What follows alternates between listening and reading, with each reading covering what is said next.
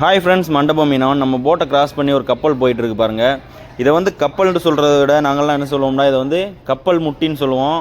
இல்லைனா இங்கிலீஷில் வந்து டக் போட்டுன்னு சொல்லுவாங்க. அதான் இதை வந்து எதுக்கு பயன்படுத்துவாங்கன்னா, இப்போ ஹார்பாருக்குள்ளே வந்து இப்போ ஒரு கப்பல் வந்து என்ட்ரி ஆகுதுன்னா அந்த கப்பலை வந்து பார்க் பண்ணுறதுக்காக இதை வந்து பயன்படுத்துவாங்கங்க.